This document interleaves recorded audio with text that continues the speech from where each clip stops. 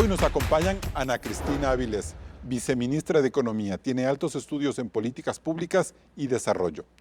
Santiago García, expresidente del Colegio de Economistas de Pichincha, catedrático de la Universidad Central del Ecuador.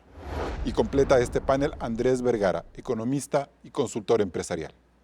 Gracias por estar un nuevo domingo en Políticamente Correcto. En el programa de hoy íbamos a realizar una entrevista a fondo con el ministro de Economía, Juan Carlos Vega, para hablar de las difíciles circunstancias por las que en este tema atraviesan el gobierno y el país. Lastimosamente al alto funcionario le dio COVID y no pudo acompañarnos. Sin embargo, con la participación de su viceministra y de los dos profesionales que hoy me acompañan, nos adentraremos en los desafíos productivos y fiscales que el gobierno tiene por delante para saber si en efecto el programa económico del presidente Daniel Noboa es el adecuado. Claudia, comenzamos contigo. En estos días el gobierno tendrá que firmar el decreto de eliminación y focalización del subsidio a las gasolinas y con ello dar un paso más en la agenda de este largo ajuste económico. Veamos. Hace un par de semanas, el gobierno de Daniel Noboa firmó un nuevo acuerdo con el Fondo Monetario Internacional. Es un crédito de $4.000 millones que se entregará en varias cuotas hasta 2028. Como sucede con cualquier familia sobreendeudada, el primer desembolso de 1.000 millones sirvió para pagar a su vez un crédito de 861 millones a otro multilateral, la CAF. El ministro Juan Carlos Vega ha explicado la importancia de esta operación financiera, pero el mensaje es preocupante. Ecuador lleva 10 años de un perverso ciclo de desaceleración productiva y para apaciguarlo se recurre al endeudamiento agresivo. Desde 2014, cada año en promedio, Ecuador adquiere deuda por $5.000 millones. Por eso los ecuatorianos al día de hoy debemos más de 80.000 millones. 2 veces el presupuesto general del Estado, o lo que es más triste, casi el 70% del PIB nacional. Por sus características, este acuerdo con el FMI demuestra que en adelante se nos hará más difícil conseguir asistencia de los multilaterales, mientras no se arreglen las profundas distorsiones internas, dejando de lado la gran fortaleza exportadora que cada año significan $31.000 millones. Al Ecuador solo le ingresan divisas por las remesas de los migrantes, es decir, casi $6.000 millones al año y la inversión extranjera es mínima. Puertas adentro, la desaceleración se siente en la poquísima generación de empleo de calidad. Los paros, la pandemia del COVID, la delincuencia y los apagones frenan el desarrollo de la empresa privada en todos sus niveles, mientras el gobierno sube impuestos y elimina subsidios para sostener un gasto público que, junto al pago de la deuda, se come más del 58% del presupuesto. A Noboa se le acumulan atrasos con gobiernos seccionales, proveedores y el IE superando los $4.000 millones, mientras la producción petrolera se apaga. Por lo que cabe preguntarnos, Carlos, ¿hasta cuándo es necesario que los gobiernos apliquen un programa económico de ajuste sin diseñar una agenda paralela de crecimiento? Inicias el debate. Bien, muchas gracias Claudia por este primer reportaje y empezamos entonces el diálogo con la viceministra Avilés. Buenos días. Viceministra, que recibamos dinero del FMI y para con ello pagar deudas pendientes nos demuestra el grado de insolvencia en el que está el Ecuador. Efectivamente, la situación del Ecuador es una situación compleja a nivel fiscal. Sin embargo, es importante rescatar que, dado las medidas que ha venido tomando el gobierno y con las que inició el gobierno, nos llevan a un camino de acceder al financiamiento internacional. Dado la condición fiscal, nuestra única fuente de acceso actualmente son los multilaterales. No es el ideal es que el gobierno pueda, como muchos otros países que tienen una sostenibilidad fiscal fuerte, se puedan fondear en mercados internacionales de financiamiento. Sin embargo, nosotros no tenemos acceso a este financiamiento, entonces tenemos los multilaterales como un acceso a recursos de última instancia, si se quiere decir. Y en este sentido, lo que sucedió, digamos, es que al llegar a los multilaterales con medidas como el IVA, como el anuncio de subsidios por parte del presidente, nos permitió también ir con el mensaje de, bueno, hasta aquí nos hemos ayudado nosotros como país en estas dos medidas de ajuste estructural en términos de sostenibilidad fiscal, pues también requerimos la ayuda de la comunidad internacional. Claro, pero precisamente a mí lo que me preocupa, yo no entiendo mucho de economía, pero si siento que cada año el país acumula 5.000 millones en promedio de deuda para sostener los graves problemas de producción y económicos internos, la falta de generación de empleo, es como que en algún momento esto va a estallar, porque no podemos seguirnos endeudando a ese ritmo en 10, 20 años, porque estamos a punto de ver lo mismo que produce nuestro PIB. Entonces yo no sé si es que este debe ser el último acuerdo económico que se haga en estas condiciones y más bien plantear un horizonte ya distinto a largo plazo, viceministra. Totalmente, Carlos. Efectivamente, esto no es la vía sostenible del desarrollo y es por eso que estos acuerdos, como les he denominado de última instancia, quizás lo que buscan es reformar de manera estructural ciertos elementos de la economía, no solamente en términos fiscales, pero también en términos, por ejemplo, de inequidad de la distribución de recursos, en términos tributarios, que nos permitan salir de esta trampa del subdesarrollo y nos permitan justamente corregir de manera estructural ciertos problemas y continuar más bien hacia una ruta de crecimiento. O sea, hay que seguir ajustando estas distorsiones. Ese es un poco el primer mensaje. Por supuesto, eso es lo más importante ahora. Santiago García, Andrés Vergara, entonces aquí hay unas lecturas de la viceministra. ¿Cómo miran ustedes, Santiago?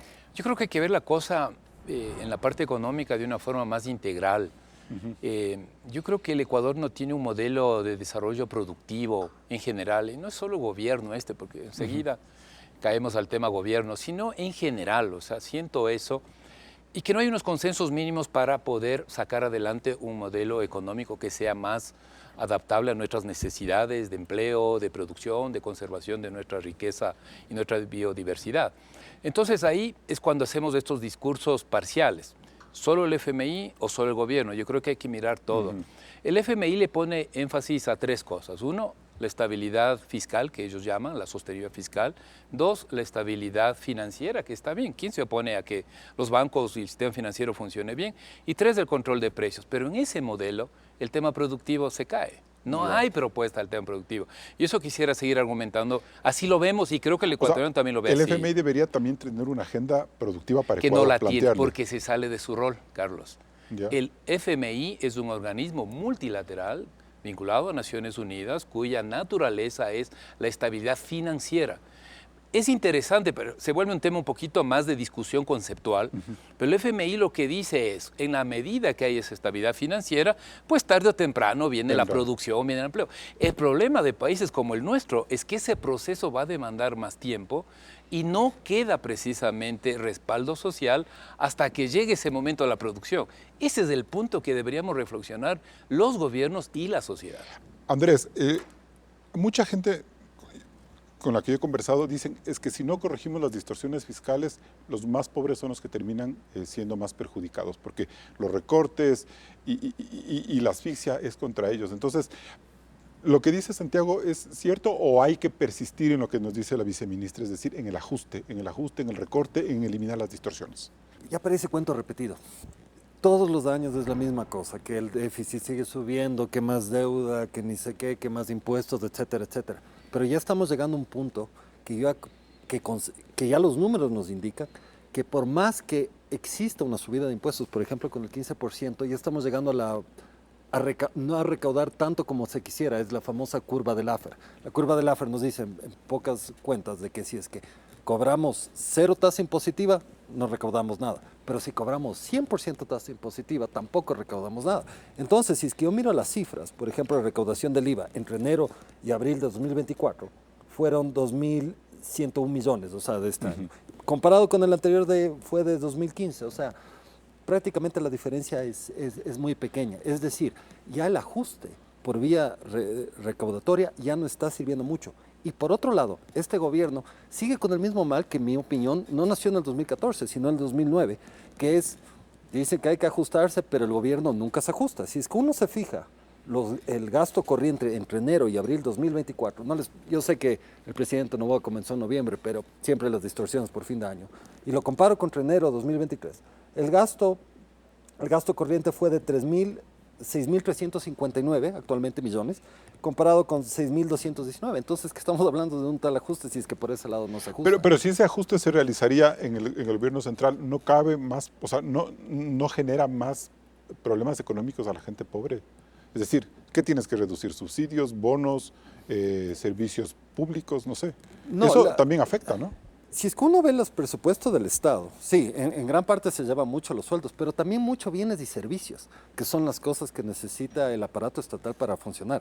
Y esos bienes y servicios son fácilmente, y eso vamos diciendo años, ¿no? Ahí están los autos, que los viajes, que Pero etcétera, en realidad etcétera. eso sí. No, Carlos, es un monto importante, es más o menos un 35% del total de de los sueldos, ¿no? Entonces todavía hay un espacio para ajuste, por supuesto que hay un espacio para ajuste.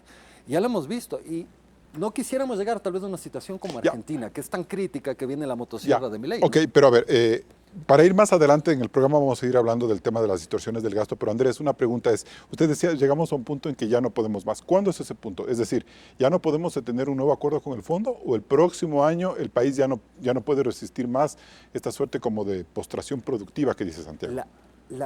La deuda con FMI, con China, con quien sea, es hija del déficit. Siempre es así. Si es que no existiese déficit, no habría deuda. Porque ningún país se endeuda para algo productivo, se endeuda para cubrir el déficit. Entonces ya va a llegar un punto. ¿Pero cuándo va a llegar ese punto? No, yo creo que ya llegamos, porque ya llegamos a un punto que por más que se pongan impuestos, etcétera, ya no se recauda. Entonces, ¿qué es lo que estamos viendo ahora? Que ya se van a tomar medidas que todos los gobiernos que la han tomado les ha tocado lidiar con caos en todas las ciudades, que es básicamente la eliminación del subsidio. Yo no creo que el presidente Noboa lo haga porque quiera, sino porque no le toca de otra. Así es. Bien, y con esas reflexiones vamos a un primer corte comercial. Seguimos aquí en Políticamente Correcto.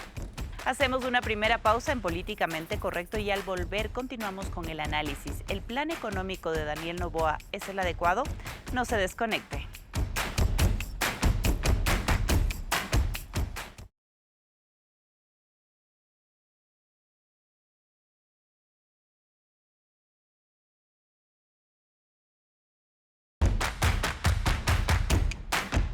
Seguimos en Políticamente Correcto. Viceministra Ana Cristina Áviles, en el bloque anterior escuchamos dos posiciones de Santiago y Andrés Vergara. El alza del IVA en 3 puntos no dejó los recursos que esperaban. Vi que son 122 millones más los que se recaudó en el mes, o sea, lo que se reportó en el mes de mayo por la primera recaudación. ¿Eso es poco? ¿No esperaban ustedes entre 150 y 180 millones? Bueno, en realidad la recaudación del IVA fue mayor a la esperada para un mes como el que estamos. Ahí, digamos, había mucho ruido alrededor de que el incremento del IVA lo que iba a hacer es desincentivar el consumo y iban a bajar las ventas. Pues eso no lo vimos. Lo que sucedió es que más bien el rendimiento del IVA en general, que es un buen pulso del nivel de dinamismo de la economía, incrementó y fue, digamos, uno de los más altos comparables en los últimos años. Ojo que también en los últimos años la economía ha estado bastante dormida, entonces tampoco es que estamos en un nivel óptimo. Y ahí estoy totalmente de acuerdo con Andrés, en términos de que, digamos, el incremento del IVA tiene también un tope. No podríamos esperar seguir dependiendo de incremento de subsidios para poder cerrar brechas fiscales.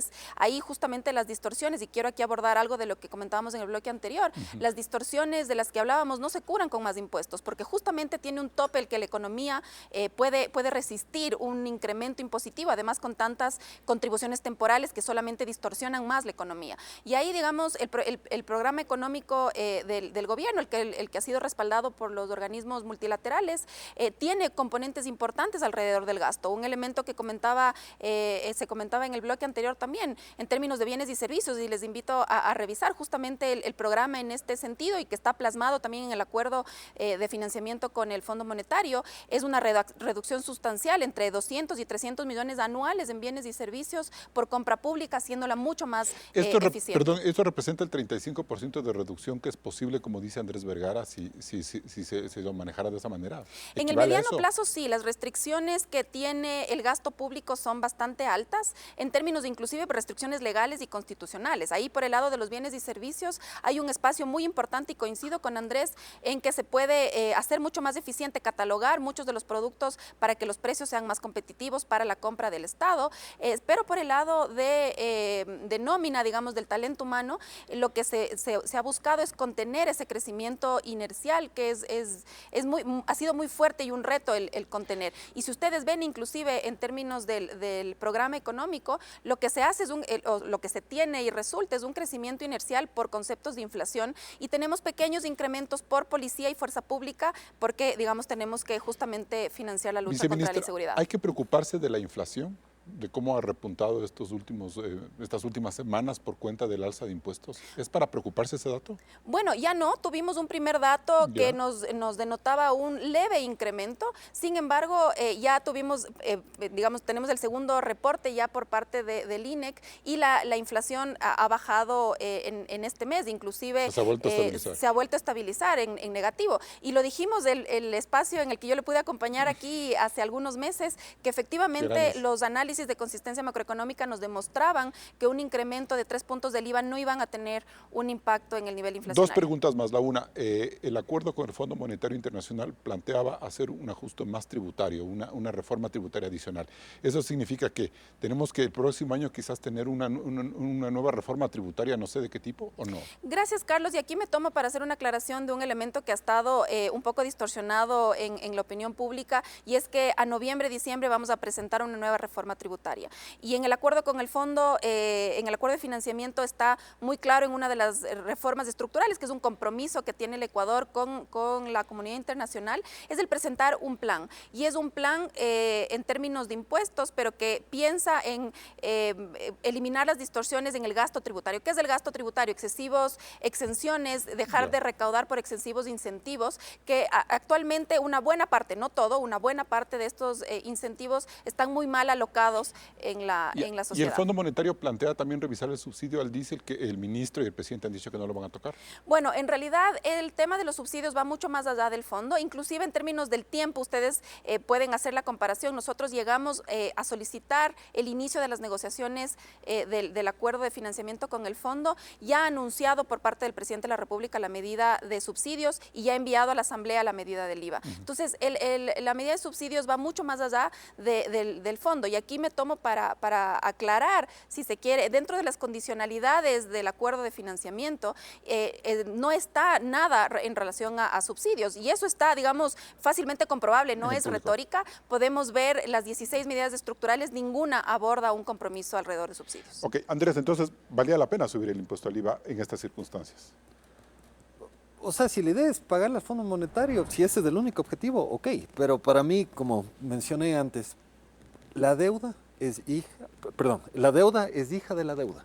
Entonces, siempre que sigamos con déficit, siempre que se siga gastando más, como está sucediendo actualmente, porque no se está ajustando el gobierno, está gastando más que el año anterior, vamos a seguir pidiéndole al fondo.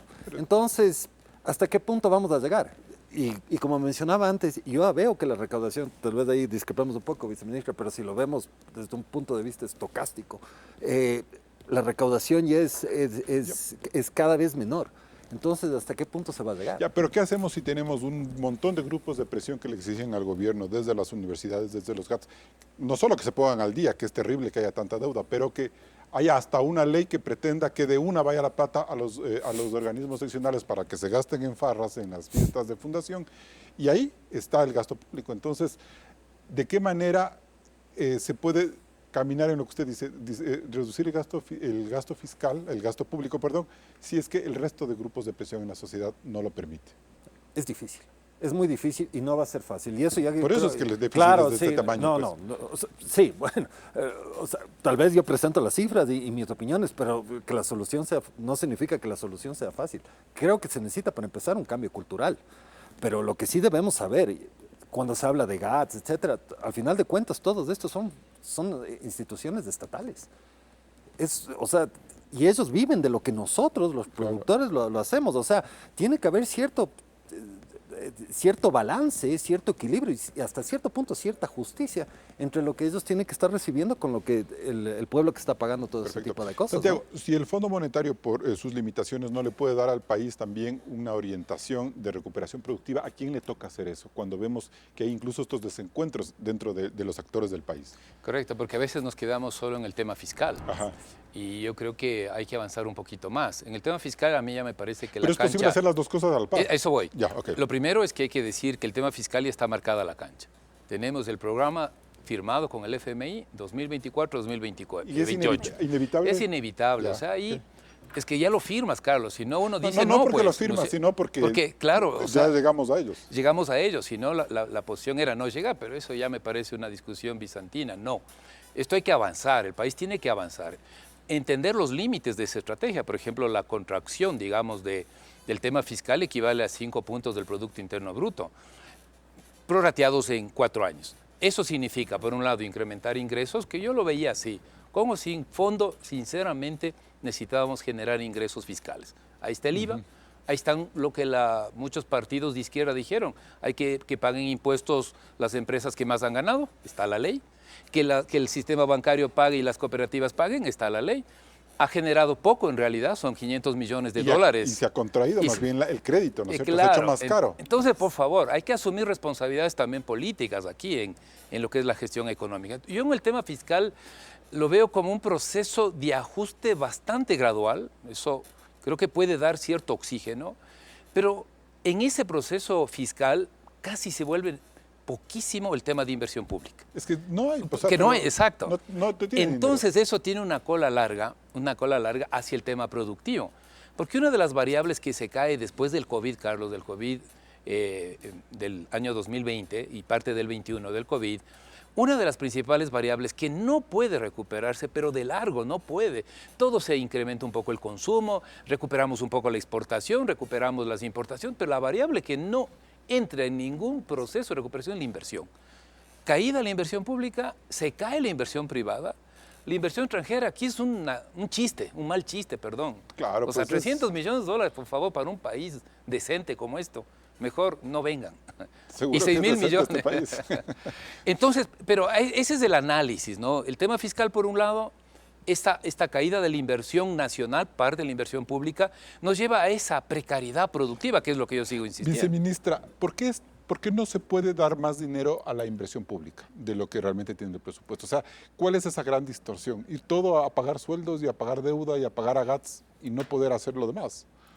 Bueno, la señal de haber regresado a solicitar un acuerdo con el Fondo Monetario Internacional es justamente una señal de volver a las bases, a sentar nuevamente las bases que lamentablemente un par de años atrás se cerraron ya y se cerraron con niveles de reserva fuertes, con una proyección de sostenibilidad fiscal interesante y por una serie de malas decisiones tuvimos que caer nuevamente a un nivel de reservas mínimo histórico y tuvimos que volver a las bases. Y esas volver a las bases lo que nos es básicamente un retroceder, lo que nos determina es entonces que tenemos que generar nuevamente una corrección de distorsiones y ojo, por distorsiones no quiero que se malinterprete por más impuestos y solamente cortar el subsidio por cortar, sino estoy totalmente de acuerdo con Santiago, la agenda de crecimiento es totalmente indispensable, pero además de eso la inversión pública tiene mayores multiplicadores que el gasto público en general, pero el volver a las bases también implica poder tener el espacio fiscal para poder pagar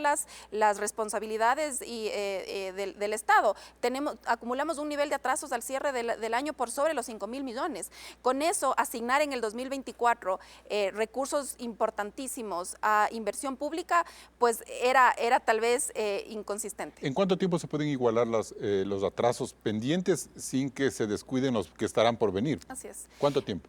Lo que se establece en el programa en el acuerdo de financiamiento con el fondo es que podamos tener esta subsanación, si se quiere, de atrasos en el transcurso de 2-3 años y con reducción sustancial del stock a partir del año 2025, porque como digo, el stock era tan grande que el primer año del acuerdo lo que nos tocará pues es ir pagando, sí, pero lamentablemente ir acumulando también un poco Bien, más. me voy a un siguiente corte comercial. Seguimos aquí en Políticamente Correcto.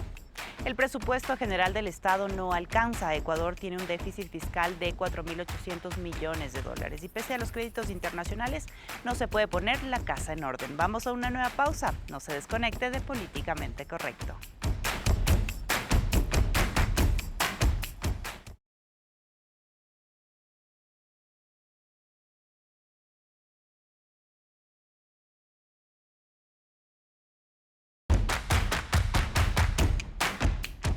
Al igual que en cualquier familia ecuatoriana promedio, los aprietos económicos del gobierno se deben a los pocos recursos que recibe y al exceso de gastos que cada mes debe realizar. Este 2024 el presupuesto general del Estado supera los 35.000 millones de dólares, es decir, 4.000 millones más del que Guillermo Lasso manejó en 2023 y algo similar al de 2022. El 42% de este presupuesto se nutre del cobro de impuestos y otras tasas que para este año serían de 15.700 millones de dólares. Un 32% se financia con deuda pública, es decir, 11.000 millones, tomando en cuenta los primeros 1.000 millones que ya llegaron del FMI en junio. El 26% restante viene por cuenta de la producción petrolera y otras operaciones que suman 8.000 millones. La parte complicada está en los gastos, que en su mayoría son solo corrientes. Hablamos del pago de sueldos a maestros, policías, militares, médicos, sistema judicial, entre otros, que suman 9.800 millones de dólares. Las transferencias a toda la seguridad social por unos 3.000 millones y el pago de bonos sociales que representan otros 1.200 millones. Los subsidios a los combustibles están presupuestados por 3.093 millones de dólares, mientras que el pago a la deuda pública, más bonos y otras operaciones financieras, representan un egreso de más de 10.000 millones de dólares. También está el pago a los gobiernos seccionales y otras instituciones como las universidades por 3.533 millones. Dejando de lado todas estas cifras, vemos que solo hay espacio para 379 millones de dólares en obra pública, porque en la Administración General del país, bienes y servicios, se van otros 3.340 millones. En síntesis, Ecuador no tiene dinero para mover la economía, pues persiste un déficit fiscal de 4.800 millones de dólares. Por eso se incrementó el IVA en 3 puntos más y se pidieron contribuciones adicionales a la banca y a empresas, esperando recaudar 1.819 millones de dólares, bajo el argumento de que se debe financiar la guerra contra el terrorismo. Como este monto no es suficiente, hay la decisión de eliminar el subsidio a las gasolinas para ahorrarse unos 500 millones de dólares, la sexta parte de todo lo que se va en este rubro. Como vemos, el esfuerzo por hacer más recortes parece imposible. Por tanto, ¿era imperativo sincerar el precio de las gasolinas? Carlos, continúas. Bien, gracias Claudia por esas cifras. Santiago García, ¿hay que eliminar sí o no el subsidio a las gasolinas? Bueno, a mí me parece un análisis objetivo, partiendo del hecho que hemos llevado ya varios años discutiendo el tema de subsidios y cada vez más la sociedad toma conciencia de que son subsidios regresivos. A mí me va a afectar si tengo que pagar más gasolina, pero tiene que ser uno sincero y franco. ¿Usted siente que la gente ya está hecha al dolor, como se dice coloquialmente? Es difícil decirte, quizás no he visto las consultas o las encuestas, pero en general creo que sí ha habido la posibilidad de un diálogo de comprensión, digamos, ¿no? No se puede sostener, por ejemplo, en las gasolinas de bajo octanaje, ese subsidio en donde personas de ingresos medios pues nos beneficiamos. A mí me parece que si hay espacio ahí, sí depende de más cosas. Yo sí quiero reclamar más cosas. Por ejemplo, un mecanismo muy transparente de compensación. Que mismo, si vamos a tener que pagar y la compensación a las clases, digamos, más populares que utilizan la gasolina corriente, ¿cuál es? Ya se anunció, ¿no es cierto?, que va a ser 15 centavos, pero no está claro, tanto es así que... 15 centavos a los transportistas, taxistas, exacto, y al taxista, camioneta, sí. ¿Pero eso está bien o no? A mí me parece que es razonable. Eso es peleable. Así el taxi no sea un servicio público como tal. Porque yo claro, tengo la decisión de coger taxi o coger bus. Claro, pero tú tienes unos niveles de recorrido de un taxi, sí sabemos cuánto un taxi genera diariamente. Yo no lo veo el problema ahí, me parece que ese es un punto que debería fortalecerse las mesas de diálogo, porque eso hay que hacerlo así. Pero claro, el problema es que no se hacen bien. Pero ¿no se hacen bien o se vuelven políticas? El espacio en el que la mesa de diálogo es el mejor espacio en que los grupos de presión dilatan las cosas para que nadie cambie? Esa es la lectura que tengo yo, del 19 y del 22. Claro, al final... Y terminan agotando a los ministros, agotando a los presidentes. A veces la sociedad avanza. Yo creo que en los diálogos del 21 y 22 la sociedad avanzó. Pero quien se echó atrás fue el señor Lazo. Es que les pusieron de 10 puntos a 200. Claro, o sea... Pero es que te sales también del diálogo. Claro. Y a veces el gobierno, por ejemplo, los gobiernos quieren avanzar más y la sociedad no estamos preparados. Pero decía, ese es un punto. Me parece que sí. Yo creo que se puede razonablemente llegar a un punto medio de eliminación del subsidio, una liberalización racional de la gasolina corriente y una compensación a los sectores pobres. Y la pregunta, vuelvo yo, ¿y las clases medias qué? ¿A cambio de qué estamos pagando más IVA? Más impuestos. O sea, más impuestos y ahora nos suben las gasolinas. Entonces, digo, clases medias y las clases populares también. No encontramos contrapartida en lo que significa producción, empleo. Volvemos, Santiago, con usted. Viceministra, ¿por qué se volvió a dilatar la firma del decreto de eliminación del subsidio de las gasolinas más la compensación que estaba prevista para el viernes? Gracias, Carlos. Aquí solo quisiera retomar un tema y es la importancia de esta medida por responsabilidad hacia el país. Es imperante que se pueda abordar ya el espacio de subsidios a las gasolinas, y es a las gasolinas, porque es la gasolina extra, el subsidio dirigido a esto, que es el subsidio más inequitativo de todos. Y aquí, digamos, la importancia radica en dos elementos. El primero es que tenemos un costo de oportunidad altísimo por estar subsidiando a una gasolina extremadamente ineficiente, además de bajo octanaje, muy ineficiente con el medio ambiente, pero que nos ha dejado en los últimos 14 años con 13.400 millones de dólares en subsidio que pudieron haber sido destinados a fortalecimiento de la infraestructura de competitividad. Pero solo de las gasolinas. Solo de la gasolina. Solo de la gasolina extra. Solo de gasolina. Solo de gasolina no extra dice. entre el 2010 y el 2024, Ya. solo gasolina extra y Ecopaís, y esos recursos pudieron haberse destinado para la infraestructura de competitividad, para la infraestructura energética, Ya. vías, educación, salud. Entonces el costo de oportunidad de seguir subsidiando una gasolina ineficiente es altísimo. Ya. Pero además de eso, el subsidio a la gasolina, específicamente también el de la gasolina extra, financia economías ilegales, minería ilegal, narcotráfico, y en la lucha que estamos actualmente en el Ecuador contra la inseguridad, es un contrasentido el mantener esta distorsión. ¿Por qué se dilató la firma que estaba prevista para el viernes, la firma del decreto? Bueno, esto se dilató por fuerza mayor, principalmente por temas de salud del ministro de Economía. El día de ahora se tenía previsto el anuncio de la medida, no la firma de los decretos ejecutivos.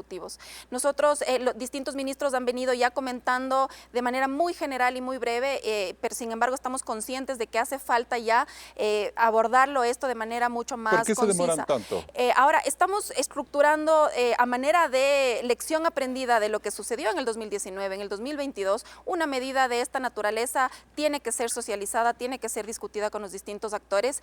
Finalmente, el techo de una medida técnica siempre va a ser la viabilidad política. Claro. Y aquí es importantísimo que para la sostenibilidad de la propia medida podamos ir abordando estas discusiones de manera responsable. Y ya vimos que hace 2 semanas empezaron las discusiones con grupos de transportistas, con indígenas, con universidades, con municipios. Sin embargo, estas discusiones tienen que asentarse un poco más, pero Claro. no puede dilatar la medida. Pero es que me da la sensación de que se está dilatando, es decir, bueno, vamos a ver que a los taxistas queden completamente contentos, que los GATS, que los indígenas, o sea, creo que debe haber un principio ya de liderazgo del gobierno y decir, señores, con todo, o sea, con todas estas cifras que estamos mostrando, aquí no hay donde perderse, o sea, simplemente no hay plata, como dice mi ley. Sí, por supuesto, y el anuncio justamente previsto para el día de ahora tenía ese viernes, mensaje, sí. Y efectivamente no implica el dilatar la medida. La medida está pensada para ser tomada en los próximos días de manera urgente y emergente con los criterios que les he comentado.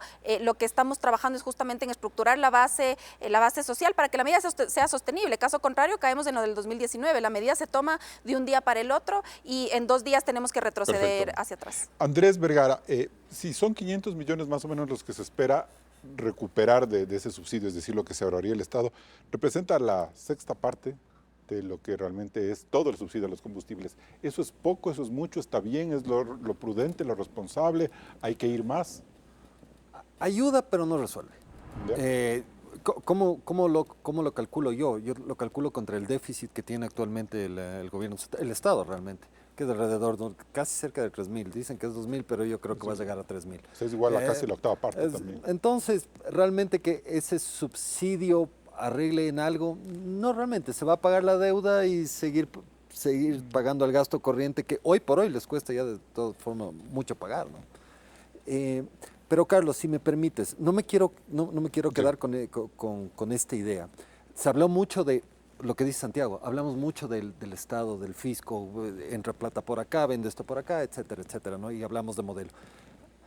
Desde el 2000 hasta el 2008, en el Ecuador, y esto todas las personas que me escuchen les invito a que lo comprueben, comenzó a reducirse el déficit.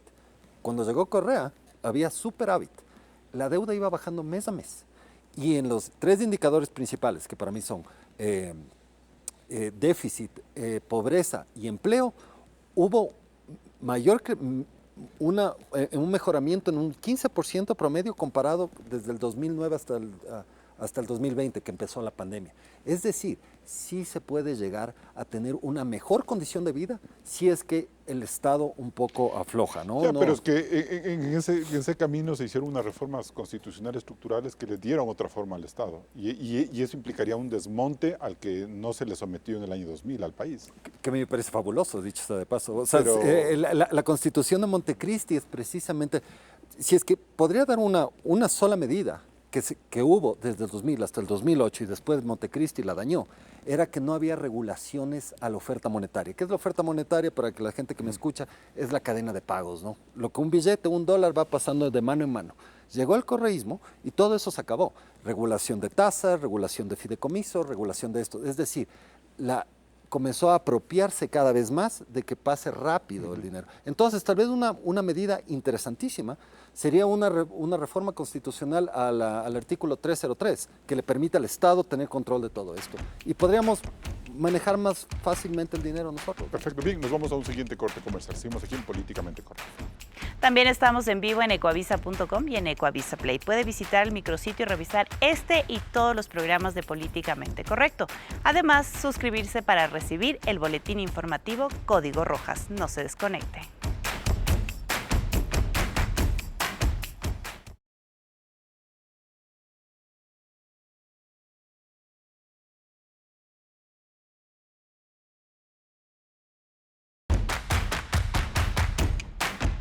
Bien, seguimos en Políticamente Correcto.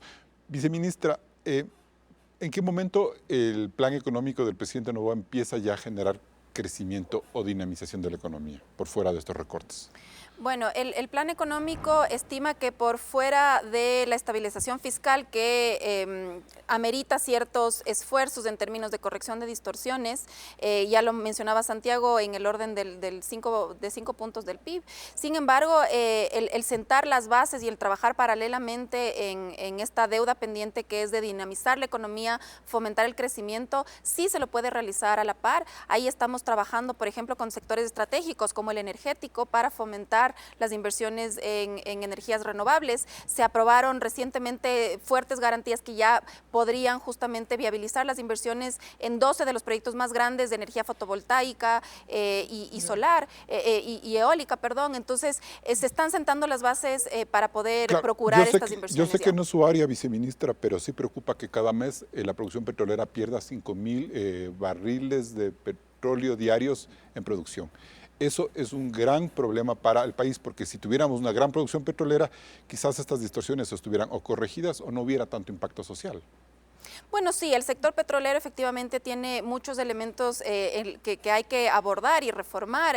La propia empresa tiene muchas deudas en términos de ineficiencia, no solamente en la producción petrolera, en la refinación de los combustibles también. Entonces ahí hay muchísimo que trabajar, ahí se requieren recursos también para que el Estado pueda invertir en sus pozos, pero además también en el frente energético, con el Ministerio de Energía, se está trabajando en grandes licitaciones ya para atraer inversión extranjera directa en temas petroleros. Viceministra, el país ya no aguantaría más alzas del IVA o contribuciones especiales a bancos y empresas, es decir, ya no se puede echar mano de eso a futuro en los próximos meses si siguen persistiendo los problemas económicos? No es lo correcto, Carlos, y forma parte de las distorsiones que comentábamos en los segmentos anteriores. Mayores impuestos, más contribuciones de manera desordenada, lo que hace es más bien alimentar las distorsiones que ya existen. Pero el gobierno terminó haciendo una más. Bueno, las contribuciones temporales fueron ingresadas en asamblea. Nosotros solicitamos el incremento del IVA, que era un incremento para equipararnos a nivel internacional, subir, digamos, la recaudación también por ese lado, pero de acuerdo con lo que decíamos anteriormente, también tiene un tope, el procurar seguir incrementando impuestos sin un plan de incentivo, por ejemplo, al sector productivo, sin corregir distorsiones en excesivos incentivos en impuestos como, por ejemplo, el ISD o renta, etcétera, que planeamos justamente abordar, no tendría sentido. No buscamos generar más contribuciones. Lo que se ha establecido en la línea del programa económico es más bien abordar el sistema sistema tributario de manera estructural, empezando por el gasto tributario que actualmente representa 6.000 millones al año. Por supuesto, dentro de estos 6.000, 3.000 son del IVA y que efectivamente tienen un gran componente social que no se prevé el análisis, pero hay 3.000 de gasto tributario, millones de gasto tributario adicional que se tiene que abordar. Son excesivos, son más bien incentivos ubicados en economía de manera ineficiente también. Que son, por ejemplo, y además están exenciones y todo lo demás. Están exenciones desmedidas por ciertos quizás contratos de inversión o exenciones desmedidas sin una contraprestación en beneficio a la sociedad. Lo que busca un incentivo estatal es dar ese incentivo para que la sociedad se beneficie. Por ese lado va a ir entonces la idea de recorte, o sea, de ajuste. En materia tributaria Sí, es justamente por ese lado. Santiago García, bueno, entonces, ¿hacia dónde tiene que ir el siguiente paso? Bueno, a mí me parece que le hiciste una pregunta importante a Ana Cristina, perdón. ¿Y la respondió bien? Y la respondió en el sentido que debería aclararse al público. Yo estoy pensando en los ciudadanos. O sea, siempre vamos más allá contigo, Carlos, más allá de gobiernos. Sí. Por ejemplo, este anuncio, tal como se ve lo que se ha firmado con la FMI, no es que va a haber una reforma tributaria, no se lee eso. Lo que se lee es una racionalización de un mejor cobro de impuestos. Eso es importante decirlo, porque ya más impuestos no caben. O sea, debe haber ese compromiso. Debe haber ese compromiso. Y es bueno que se lo diga en este medio y por parte de las autoridades. Quería responderte a ti la pregunta, ¿cuándo viene la recuperación económica? Yo tengo el dato. ¿Cuándo? No tengo el dato, o sea, lo saqué. Entre el 2021 y el 2023 la economía creció 6%. Salimos del COVID, pero en un rebote. Caímos tan abajo, es una historia trágica para Ecuador. Luego se recupera, hasta el año anterior creció en 6%. Pero en el 2024, este año, no crece nada, cero. El 2025, la economía se expandirá 1.2%. 1.2%. Bajísimo. Menos, La mitad población de la creación. crece a 1.4, es decir, va a haber más bocas que alimentar. En el 2026 la economía se expandirá, en el mejor de los casos, del 1.8. En el 27, 2.4. O sea, Carlos, tú preguntaste, ¿cuándo viene la recuperación? En este esquema, la recuperación está en veremos. El promedio que esperaríamos 2024-2029 sería 1.8%. 5 años de un crecimiento paupérrimo. Esa es la historia del país. Toda la vida hemos crecido a esas Por tasas. eso creo que los debates tienen que ir más allá de lo fiscal. Toda la Hay vida que entrar el al país ha tema crecido. monetario, pero bien, con Máximo seriedad. 3 puntos y sigue otra vez esos crecimientos. Pero creo que eso es lo que finalmente al ciudadano le interesa, ¿no? Y hay que poner las cosas Ya. sobre la mesa. ¿Cuál sería un cambio, por ejemplo? Yo creo que un cambio sería, por ejemplo, hablemos de inversión, señora viceministra, hablemos, señor ministro, señor Noboa. 4 medidas de inversión. 1, apliquemos lo que dice la nueva ley de eficiencia económica, donde hay un nuevo esquema para alianza público-privada y para contratos estratégicos. Llevémosle hasta los GAF, llevemos a territorio eso. El municipio de Quito, en su debido momento, los quiteños, digo así, construimos el aeropuerto de Quito con un acuerdo de alianza estratégica. O sea, no estoy cuenteando, se puede hacer eso. Y hay una nueva legislación y también incluye zona franca. 2, necesitamos políticas de mediano y largo plazo en el tema petrolero. Tú lo acabas de decir con claridad. Se pierde producción, hay que respetar lo que dice la Constitución en materia de protección de nuestra riqueza cultural y riqueza biológica. Entonces, pero no hay política petrolera desde hace tiempo. ¿Desde hace cuánto tiempo no hay? ¿Desde cuándo no hay? Desde Bombita. Una política seria, ¿no? Porque tú viste lo que pasó con el gobierno del señor Lazo, una política desastrosa en lo Terrible, petrolero. pues. Tercero, me parece que se puede trabajar en energías. Hay todavía un par de hidroeléctricas que se podrían construir. Está ahí, están los estudios. Más lo que decías también, Ana Cristina, ¿por qué no entramos a la energía eólica? Ecuador es uno de los países más rezagados en energías alternativas de América Latina, por favor. O sea, podremos tomar conciencia sobre eso. Pero ¿Será ¿y qué se posible que lo necesita? podamos? Pero, o sea, digo, el Estado no tiene plata para hacer eso. Pero tienes lo que acabo de decir, O sea, un conjunto de nuevas reglamentaciones. que vengan los Yo lo privados que y siento pongan. es que le falta al país institucionalidad. Necesitas institucionalidad. Para sostener una inversión, por ejemplo, en Estados Unidos se habla del Green Deal, ¿no es cierto? Ajá. En Europa igual. Los europeos andan trabajando hace rato, hasta el 2050, en todo lo que significa el cambio energético. Y nosotros, ok, no vamos a ser tan precisos como ellos. Necesitas institucionalidad que no le encuentro. Necesito un Ministerio de Ambiente bien manejado. Necesitamos un Ministerio de Energía con visión. ¿Sí? ¿Cómo es posible que se nos diga, sabe qué? Qué pena, pero siguen los cortes eléctricos porque resulta que ha habido demasiada corrupción. O sea, por favor, ya hay que dar pasos hacia adelante.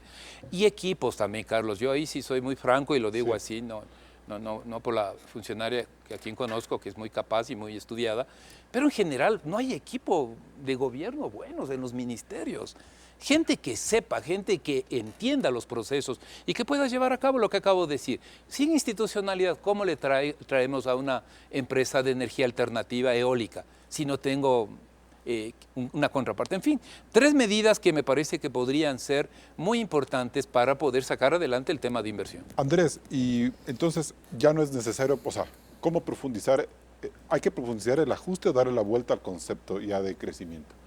Yo creo que hay que darle vuelta al concepto. Y hablando de crecimientos, cada loco con su tema. Entre el 2000 y el 2008 crecimos en promedio más o menos del 8-9.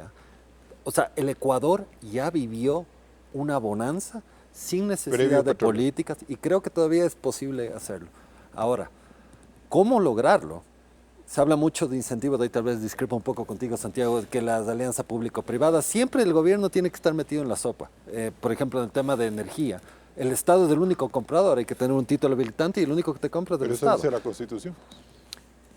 Yo creo que ya es momento, cada vez que vemos una de estas fallas, siempre el Estado está metido ahí. Tal vez ya sea un tiempo de volver entre el 2000 y el 2008, que la gente era la que hacía. Que venga un empresario y que se pueda poner una planta fotovoltaica sin tener que ser el comprador, el único comprador el Estado, y que él decide a qué precio darle y todo lo que eso implica, ¿no? Que sean las personas lo que decían. Esa para mí debería ser la solución. De regularizar, no les pedimos de incentivos, simplemente que no molesten. Pero ¿siente usted que el país puede acompañar esto con tanto grupo de presión, con esta visión de muchos sectores que siempre ven al Estado como el gran tutor de la política económica? Eso es un tema cultural. Es que también se lo puede ver por el otro lado. En lo personal, yo le veo con miedo. Va a acosar, va a impedir, va a obstaculizar, y eso sí en gran parte. Puede haber otras personas que le vean como el gran benefactor, pero en el momento que tal vez no tenga tanta fuerza, puede ser que venga alguien y diga, creo que vale la pena.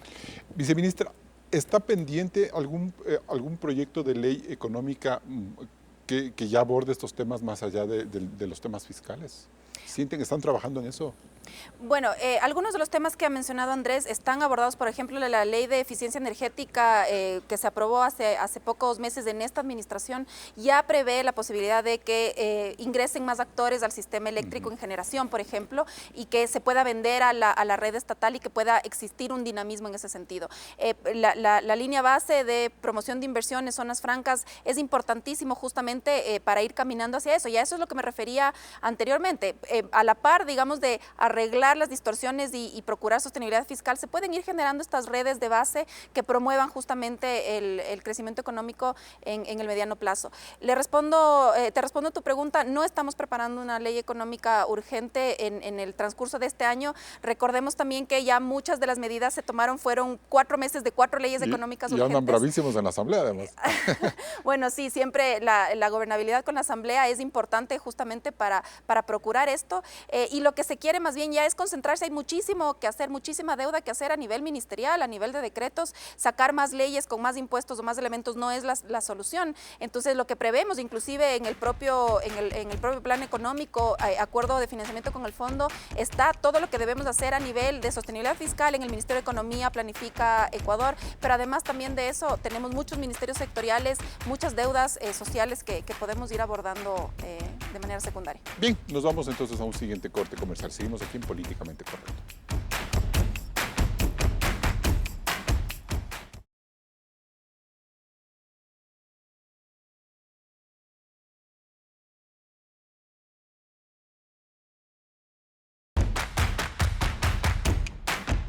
Entramos en la etapa de conclusiones. Andrés Vergara, ¿el plan económico de Daniel Noboa es el políticamente correcto?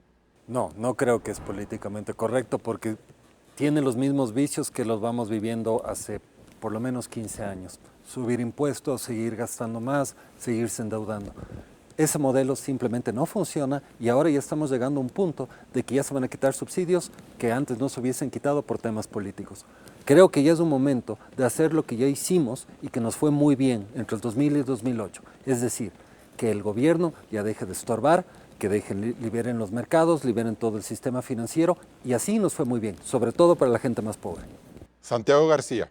El programa económico y el programa económico firmado con el FMI tiene algunas cuestiones muy parciales que atacan algunos problemas fiscales y algunos temas monetarios financieros, pero el gran perdedor en ese proceso es el tema productivo, el de recuperación económica, el de generar empleo decente para todos los ecuatorianos, la posibilidad de tener oportunidades en esta vida para los más jóvenes. Me parece que tal como va no es el políticamente correcto. Creo que exigimos y pedimos desde el lado de la ciudadanía correcciones para esa reactivación económica, que creo que al final del día es lo que finalmente importaría y nos importa a todos los ciudadanos. Ana Cristina Áviles, ¿el programa económico del presidente Daniel Noboa es el políticamente correcto? Lo políticamente correcto es tomar decisiones ahora, pero el tipo de decisiones que son responsables con el país son aquellas que redirigen los recursos a los que más los necesitan y abordan las deudas pendientes con la sociedad de manera inmediata. Lo importante es que podamos caminar hacia un plan económico que siente las bases de sostenibilidad fiscal de mediano y largo plazo y que nos permita trabajar en una agenda de crecimiento. Y bien, en el programa de este domingo hemos pretendido hacer un poco de pedagogía y sentar una idea importante para la reflexión de nuestra audiencia. El Ecuador no puede seguir caminando sobre la base de unas distorsiones económicas que nos han empujado a una incontrolable dependencia del endeudamiento externo. Si la sociedad en su conjunto no hace un pacto nacional por corregir el pésimo manejo de los recursos públicos a todo nivel, desde el presupuesto de un hospital, de una universidad, de una alcaldía o de cualquiera de los ministerios, el país se volverá inviable. Y esto quizás sea muy pronto. Ahora que se ha resuelto sincerar, por ejemplo, los precios de las gasolinas, el gobierno debe actuar con seriedad, diálogo y liderazgo ante los distintos grupos de presión para evitar que, como ya ocurrió en el pasado, esas mesas de concertación se diluyan en la inacción con el objetivo de que nada cambie. Ojalá esta nueva campaña electoral le permita al país abordar con menos sesgos ideológicos la construcción de un modelo económico que, como ya hemos dicho varias veces en este programa, pase del mero ciclo de la supervivencia a uno más virtuoso de crecimiento y producción. Hasta el próximo programa. Con estas reflexiones cerramos este debate de Políticamente Correcto. Recuerde que puede escucharnos en Spotify en la lista de reproducción. Nosotros nos volvemos a encontrar el siguiente domingo. Quédese con la señal de Coavisa.